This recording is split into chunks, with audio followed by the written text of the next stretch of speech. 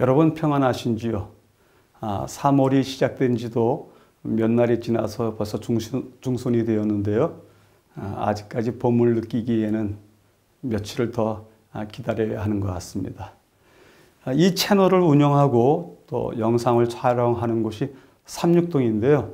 삼육동에도 아직까지 봄 기운은 느껴지지 않습니다. 아직도 한 달여 기다려야 되지 않을까 하는 그러한 생각이 듭니다. 특별히 우리가 지금 아주 어려운 전염병 시대를 살고 있기 때문에 봄을 기다리는 마음이 더 큰 것 같습니다. 여러분 모두에게 속히 봄 소식이 이르게 되기를 바랍니다. 오늘은 제11과인데요. 11과 전체 제목이 예수, 믿음의 주여, 또 온전케 하시는 분, 이러한 제목으로 되어 있습니다. 이전에 다루었던 주제들과는 다르게 이번 주 교과서부터는요, 매우 실제적인 믿음과 신앙 공동체에 대한 문제를 다루게 되는데요. 오늘의 제목이 우리 신앙의 가장 기본적인 고백이 되는 예수님, 믿음의 주여, 또한 온전케 하신 이 예수입니다. 한번 같이 공부를 시작해 보도록 할까요? 지난주까지 우리의 공부는 신학이었습니다. 그래서 제1장에서부터 10장까지, 히브리서 1장부터 10장까지는 신학이었었고요. 실제로 우리 교과도 1과서부터 10과까지는 신학에 해당됐었고요. 이제 11과, 12과, 13과는 신학이 아니라 우리 삶과 관계되어 있는, 믿음과 관계되어 있는, 신앙과 관계되어 있는 이야기로 채워져 있습니다. 신학은 상당히 중요한 기반이 되죠. 우리 신앙에 매우 중요한 기반이 됩니다. 왜 그렇게 중요하냐 하면 신학이라고 하는 것은 우리가 가지고 있는 인간의 지성이요. 그 지성의 경계를 넘어서서 하나님께서 계시해 주시는 부분에 대한 탐구이기 때문에 매우 신비롭고 은혜로운 일입니다. 그래서 우리가 이제까지 그런 것들을 배웠습니다. 실제로 그렇지 않습니까? 우리가 하늘에 벌어지는 일들을 어떻게 알 수 있을까요? 하나님께서 계시해 주시지 않는 이상 우리가 알 수 없는데요. 그러한 계시에 대한 부분들을 우리가 지난 10과까지 그리고 10장에까지 이르면서 배웠습니다. 그래서 이제는 히브리서가 신학에서 영성으로 이렇게 넘어갑니다. 10장까지는 신학이라고 하면 11장서부터는 신학을 기반으로 해서 살아가는 우리의 삶, 그 삶의 이야기. 그렇기 때문에 영성으로 주제가 넘어간다 이렇게 이야기할 수 있겠습니다. 아시잖아요. 그렇죠? 1장서부터 10장까지 하나님의 구속의 계획에 대해서 우리가 쭉 설명을 들었습니다. 그래서 왕 되신 예수님, 제사장 되신 예수님, 그리고 새 언약의 중보자 되신 예수님에 대해서 이야기 들었는데요.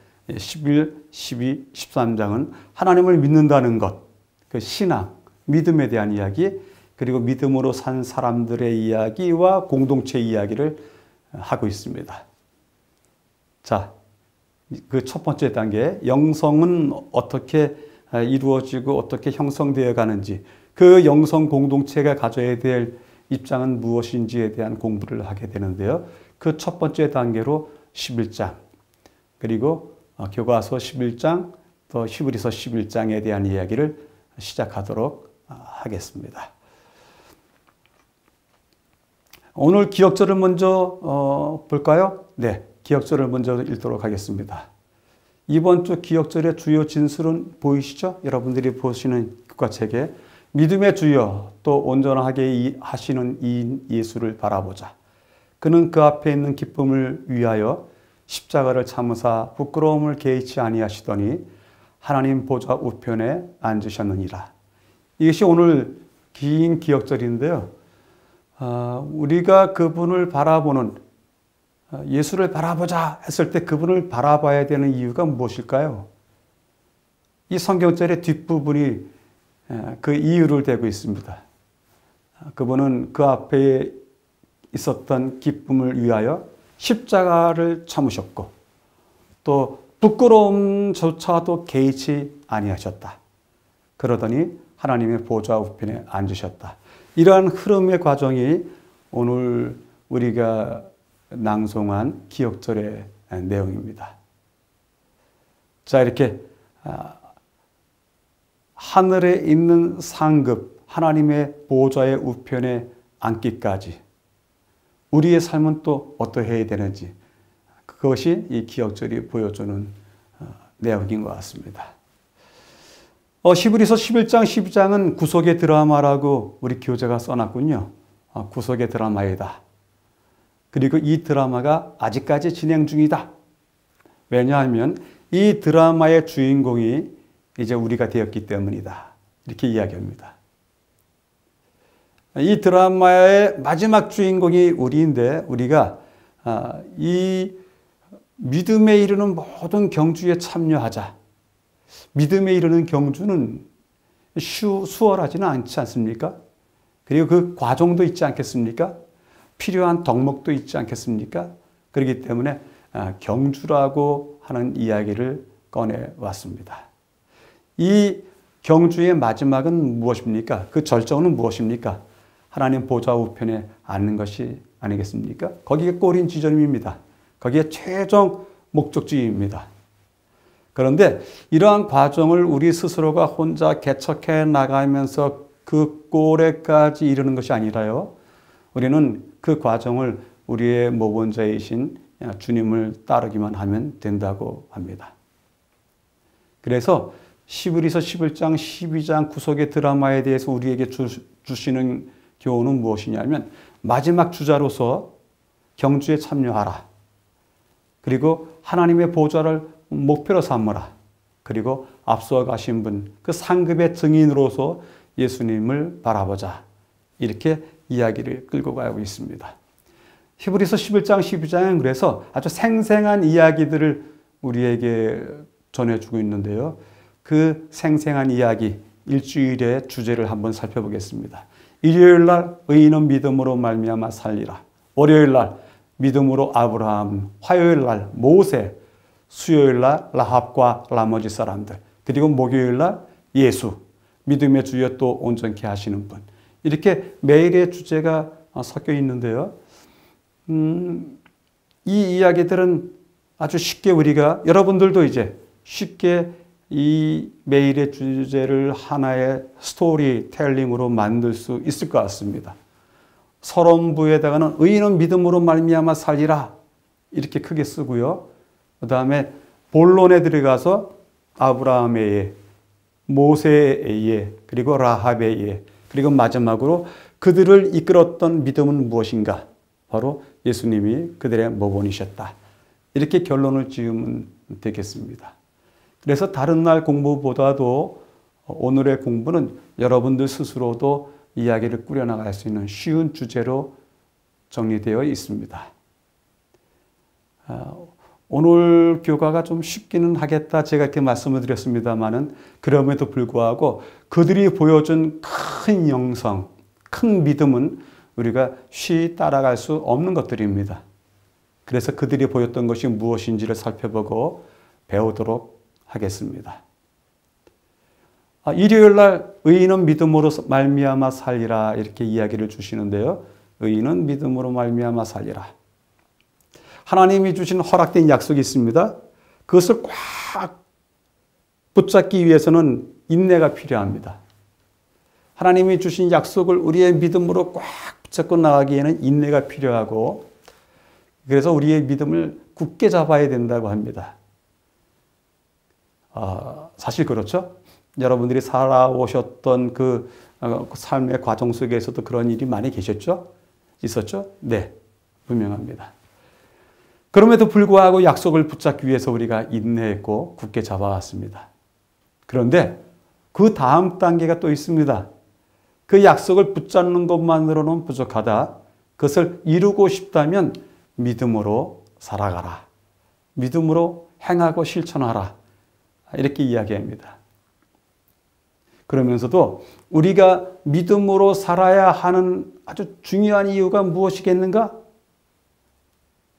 묻고 대답하기를 허락된 약속의 성취가 바로 문 앞에 와 있다고 이야기합니다. 여러분들의 삶의 문 앞에 하나님께서 약속하셨던 것들이 이루어지기 위해서 문 앞에 서 있다고 합니다.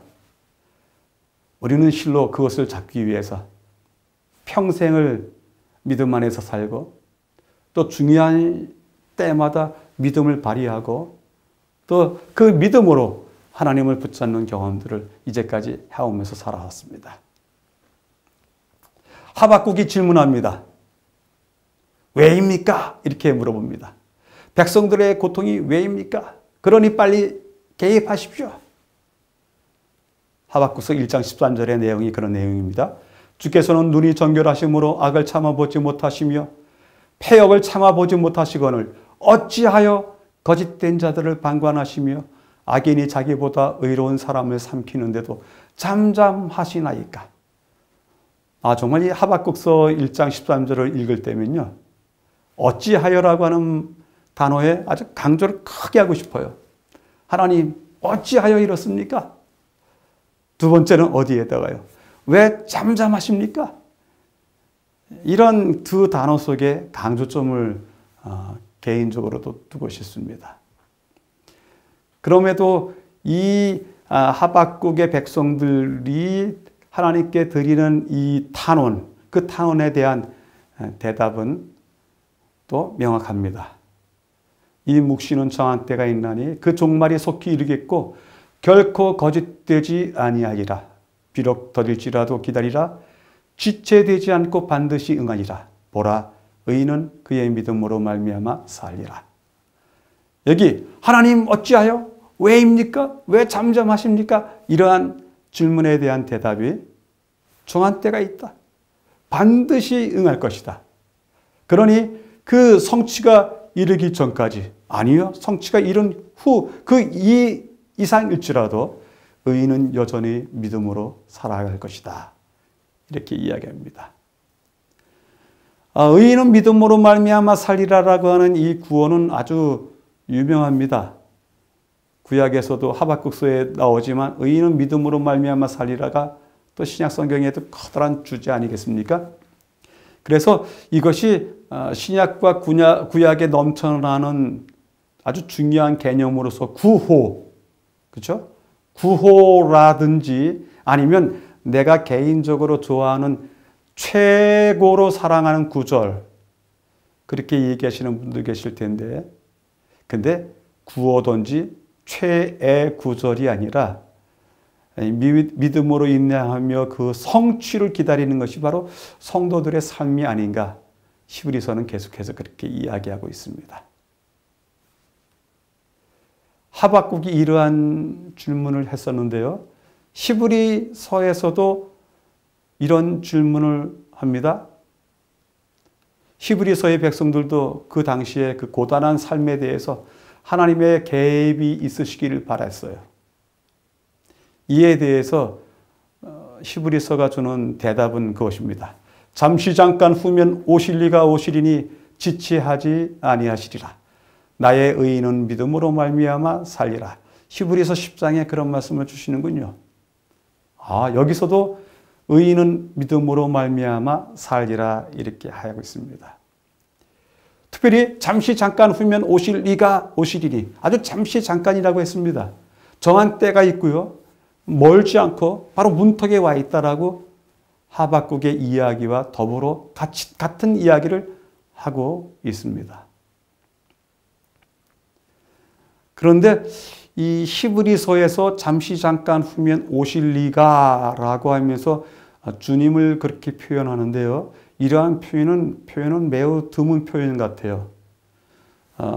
사복음서나 또 사도행전에 잠시 잠깐 후면 오실 리, 예수님에 대한 언급은 그래도 우리가 찾아볼 수 있는데, 쉬이 찾아볼 수 있는데, 그 두 복음서와 두 분야, 즉 사복음서와 히브리서 외에 또 요한이 쓴 요한계시록 이외에 잠시 잠깐 후에 오실 리가 오시겠다, 이 이야기는 바울의 서신 중에서는 드물게 사용되는 예인데 그 단어를 여기서 쓰고 있습니다. 믿음으로 사십시오. 잠시 잠깐 후면 끝이 날 것입니다. 그분이 오실 것입니다. 이렇게 이야기하고 있습니다. 지체하실 이유가 없죠? 지체하지 아니하시리라 그렇게 하셨는데 지체할 이유가 전혀 없는 것입니다. 그분은 의로우신 분, 우리 앞서가신 분, 우리의 대장이시기 때문에 우리를 구출하시기 위해서, 우리를 다시 건지시기 위해서 그분이 지체하실 이유가 없으신 것입니다. 정해진 때까지 여러분들이 믿음으로 살라고 이야기를 합니다. 그러면서 월요일이 아브라함에 대한 이야기를 하는 것입니다. 믿음은 바라는 것들의 실상이요 보이지 않는 것들의 증거니, 이렇게 이야기를 시작하는 히브리서 11장에 여러 사람들이 나오는데 그중에 대표적으로 아브라함을 이야기하는데요. 너무너무 유명한 사건이 있지 않습니까? 아브라함 자체가 믿음의 조상으로서 우리 앞서간 삶의 모본이 되긴 하는데요. 그에 대한 이야기를 하되 그가 우리가 잘 알고 있는 이야기를 하나 꺼내는데, 아브라함은 시험을 받을 때 믿음으로 이삭을 드렸으니 그는 약속들을 받은 자로 돼 그 외아들을 드렸느니라. 이해가 가는 말입니다. 아주 쉬운 성경 구절입니다. 그런데 문제는 그것입니다. 어떻게 아들을 죽이려고 했지? 여러분들, 아들을, 가짜 아들을 데리고 왔습니까? 아닙니다. 외아들입니다. 독생자입니다. 그를 데리고 왔습니다. 그에게 나무찜을 지켜서 산 위로 올라갔습니다. 그를 제단 위에 눕히고 칼로 내리치는 척만 했습니까? 아닙니다. 내리쳤습니다. 그 전체 과정을 우리가 너무 많이 이야기 들어서 쉽게 생각하는데, 여기 오늘 히브리서 기자는 우리에게 아주 중요한 얘기를 해줍니다. 11장 19절, 그가 하나님이 능히 이삭을 죽은 자 가운데서 다시 살리실 줄을 생각한지라 비유컨대 그를 죽은 자 가운데서 도로받은 것이니라. 무슨 얘기를 하고 있습니까? 아브라함이 그렇게 자기 외아들을 데리고 제단에다 눕혀놓고 실제로 칼을 있는 힘으로 내리쳤을 때, 만약에 천사가 그의 손을 붙잡지 않았더라면 이삭은 죽었겠죠. 근데도 문제가 없다는 것입니다. 왜요? 아브라함은 하나님께서 자기가 제물로 바친 그 아들을 살리실 줄 알았다고 히브리서는 기록하고 있습니다. 그런 믿음으로 아들을 내리신 겁니다. 하나님께서 이 아들을 살리실 것이다. 하나님께서 제게 그런 약속을 주셨더라도 저는 제 아이를 내리치지 못했을 것 같습니다. 부들부들 떨고 울고 하나님 거두어 달라고 간원하고 통곡하고 했을 것입니다. 그런데 아브라함은 그 마음에 커다란 아픔이 있었겠지만 한시도 주저하지 아니하고 아들을 제물로 바치는, 실제적으로 바치는 일을 했습니다. 자, 이 사건에 대해서 우리가 너무 잘 알고 있어서요, 이 사건에 대해서 단순하게 한 가지만 더 추가해서 말씀드리려고 합니다. 우리 교과 공부에는 나오지 않지만 이 사건을 아케다 사건이라고 부릅니다. 아케다라고 부릅니다. 근데 이 사건의 첫 시작부터 한번 살펴볼까요? 아브라함이 아들을 바치겠다고 하는 그러한 결정은 자신만이 할 수 있고 자신만이 이 결정에 모든 권한이 있는 것은 아닙니다.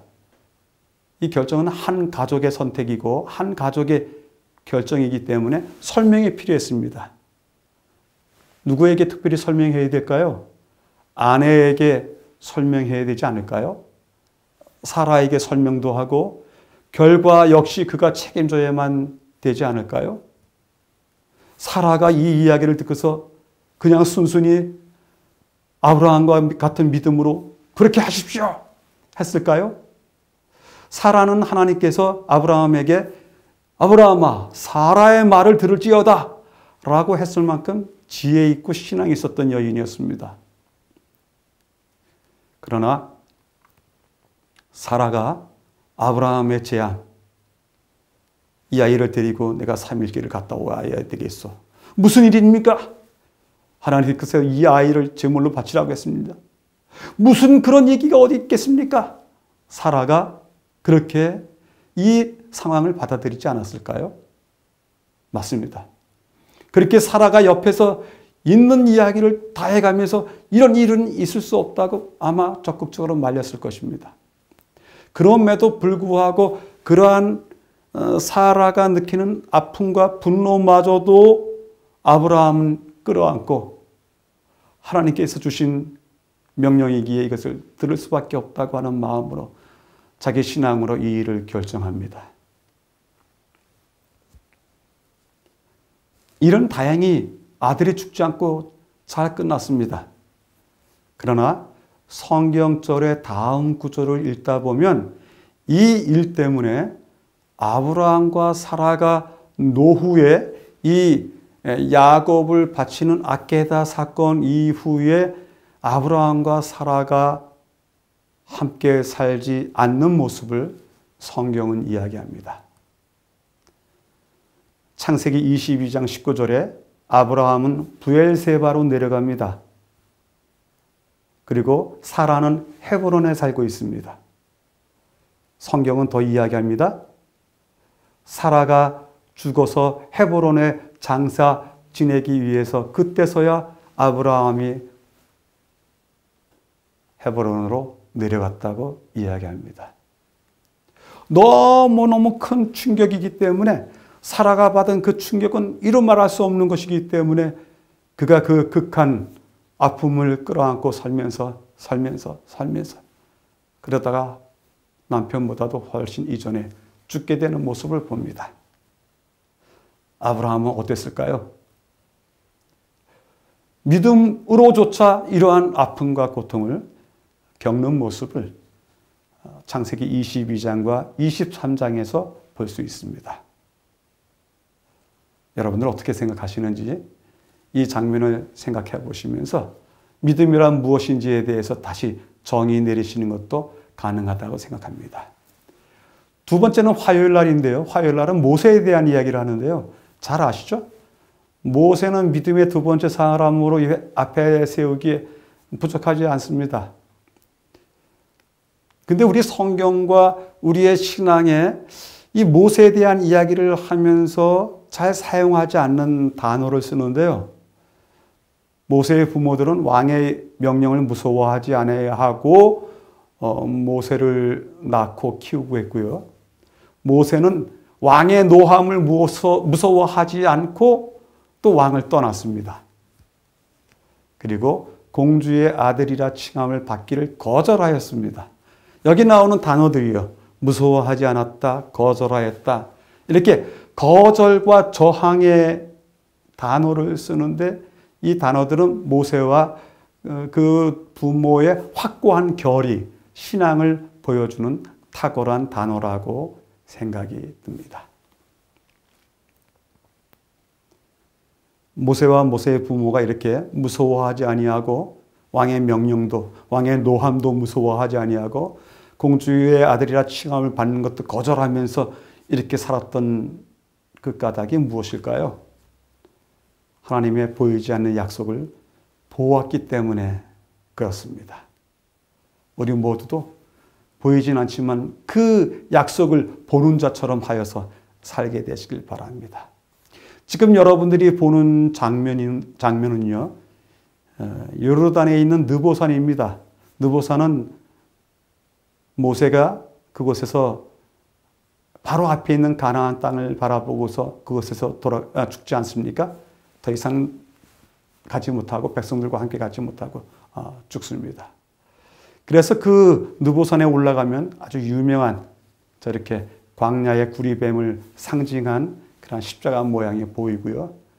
또 그 느보산에 올라가면 아주 독특한 하나의 비석이 보이는데요. 비석이라고 하기보다는 안내판인데 아주 견고한 돌로 깎아놨는데요. 여기서부터 지금 서 있는 곳에서부터 가나안 땅의 어느 지점은 어느 방향에 있다, 어디에 있다. 이것을 가리키는 그런 안내판이 하나 있습니다. 근데 바로 그 느보산 앞에 서면은 바로 건너편에 여리고가 보입니다. 가나안 땅입니다. 그 여리고에 풍성한 푸른 뭐랄까요? 우리 식으로 이야기하는 나무숲은 아니지만요. 그 종려나무 그리고 무화과 나무의 숲이 보이는데요. 정말 푸른 땅이 거기에 보입니다. 그래서 저는 이 성지 탐사를 갈 때마다 이 느보산에 오르면 참 모세의 가슴이 아팠겠다. 마음이 아팠겠다는 것을 절로 느낍니다. 여러분 지금 보시는 사진 중에서 윗부분에 무슨 강 같은 호수 같은 게 보이죠? 네, 저것이 사해 바다입니다. 사해의 맨 위에 시작되는 곳인데요. 그 건너편에 여리고가 있습니다. 그렇게 아주 가깝게 가나안 땅이 있는데요. 그 땅에 서서 내가 저 땅 가나안을 들어가지 못하는구나. 여기서 죽게 되는구나.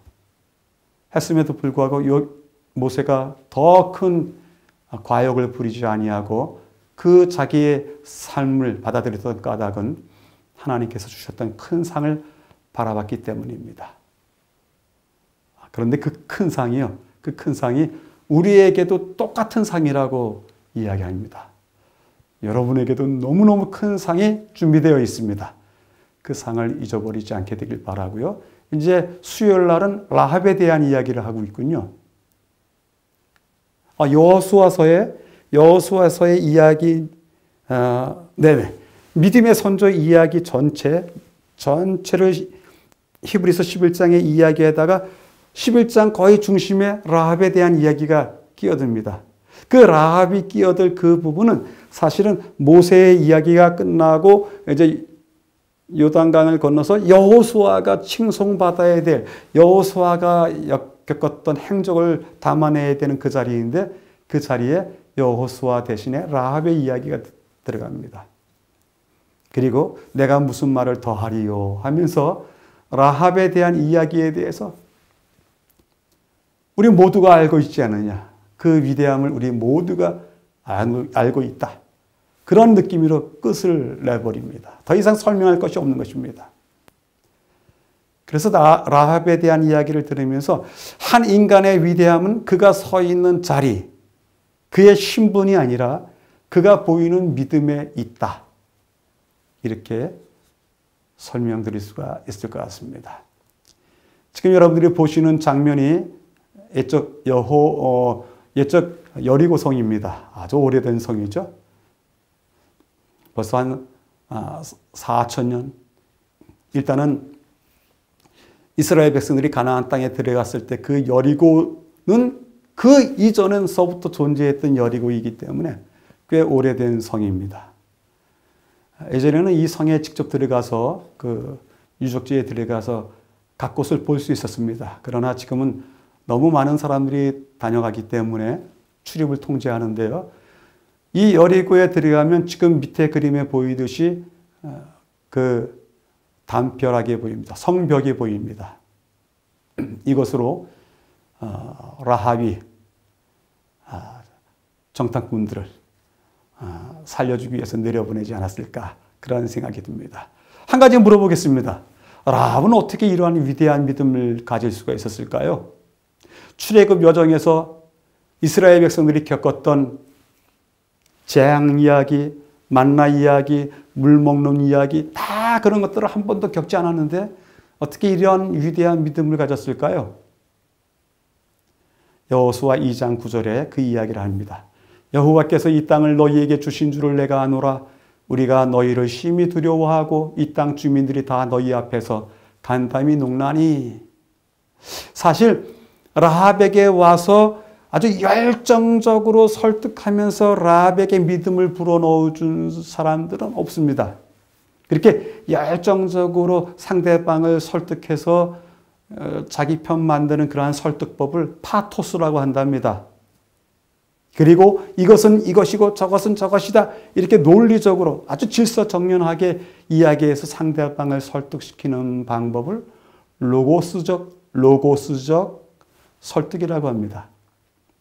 그런데 그렇지 않고 이미 한 사람이 가지고 있는 그 사람의 덕과 품성과 그 사람이 가지고 있는 그만이 가지고 있는 그 가치, 존경할 만한 가치, 그 가치 때문에 상대방이 이 사람이 무슨 이야기를 하든지 받아들일 수 있는 그러한 입장에서의 설득법을 갖다가 에토스라고 한답니다. 근데 라합은 이 세 가지 설득 방법 중에서 마지막 것을 취하지 않았는가? 이미 이스라엘 백성들이 걸어온 길에 나타난 하나님의 특성들과 하나님이 어떤 분이신지에 대한 이야기들을 다 듣고서 이제 그 하나님의 사자들이 왔을 때 그가 그들에게 동의하고 그들을 도와줄 수 있지 않았을까 생각을 합니다. 우리의 사명과 의무 중에 하나가 이런 것이 있습니다. 세상 사람들을 구원하는 것이 있습니다. 근데 여러분들 어떻게 구원하시겠습니까? 파토스로 열정적으로 설명하면서 그들을 끌어안겠습니까? 아주 차근차근 쪼리 있게 이야기하면서 그 논리적으로 그들을 끌어안겠습니까? 아니면 여러분들의 삶 안에 빛나는 것들로 인해서 그들이 여러분들을 권하기만 하면 그들을 여러분이 권하기만 하면 그들이 여러분들의 삶을 보고서 따라오도록 하겠습니까? 라합에서 그런 것들을 보게 됩니다. 목요일 날 이야기는 그것입니다. 이 앞에 있는 세 사람들이 보여줬던 그 길은 믿음의 주여 또 온전케 하시는 분이신 예수님께서 걸으셨던 그 길과 같은 길이었다. 부끄러워하지 아니하고 십자가를 참으시고 부끄러움을 또 개의치 않으시고 이러했던 일들을 통해서 주님께서 십자가의 길을 가셨던 것처럼 앞에 증거한 몇 사람들도 그러한 길을 겪게 되었다. 성경절이 그렇게 이야기합니다. 그러면서 예수님께서 우리의 믿음의 창시자인 이유 셋을 이야기하는데요. 첫 번째는 믿음의 경주를 아주 온전하게 마치신 분이시기 때문에 우리의 믿음의 대장이시다. 우리 앞서가신 분이시다. 우리의 본이시다. 이렇게 얘기하고요. 두 번째는 예수님께서 완전한 삶을 사셨다. 그 완전한 삶이 우리가 어떻게 살아야 될지에 대한 본이 되신다. 우리가 하나님의 백성들로서 그분처럼 우리들 앞에 놓인 경주를 다 할 수 있도록 그분이 했던 것처럼 다 할 수 있도록 우리를 이끄신다. 그리고 마지막으로 하나님이신 그분께서 정말로 우리를 신실하게 대하신다. 정말로 신실하게 대하신다. 진심으로 대하신다. 그 진심으로 대하는 것을 우리가 느낀다고 하면 우리의 믿음은 단지 하나님의 신실하심에 대한 반응일 뿐이다 하면서 예수님께서 믿음의 창시자이신 이유 셋을 이야기하고 있습니다. 여러분들의 경우에는 어떤 부분에까지 그러한 맛을 보셨는지요? 차원을 보셨는지요? 우리가 깊고 깊은 차원에서 주님을 따르는 사람들 되길 바랍니다. 마지막 금요일입니다. 더 깊은 연구를 위하여 아주 대단히 정확한 말씀이 들어가 있습니다. 믿음으로 그리스도의 것이 되는 동시에 믿음으로 그리스도 안에서 자라날 것이다. 바치고 받음으로 자라날 것이다. 오늘 정로에게 대한 70페이지에 나오는 말씀은 우리의 모든 신앙을 한번 되돌아볼 수 있도록 그렇게 아주 대단히 중요한 권면을 하고 있습니다. 자, 이제요, 그 강의 중간중간에 여러분들에게 내드렸던 질문이 있는데요. 그 질문에 대해서 여러분들이 또 한번 대답을 스스로 찾아보시라고 제가 힌트를 약간 적어놨습니다. 또 성경절도 여러분들이 한번 찾으시면서 같이 확인해 보면 우리의 공부가 잘 정리될 것 같습니다. 오늘 공부를 통해서 우리가 새로운 믿음, 우리가 가야 될 믿음, 그것들을 다시 한번 둘러보시는 계기가 되길 바라겠습니다. 다음 주에 다시 뵙겠습니다. 감사합니다.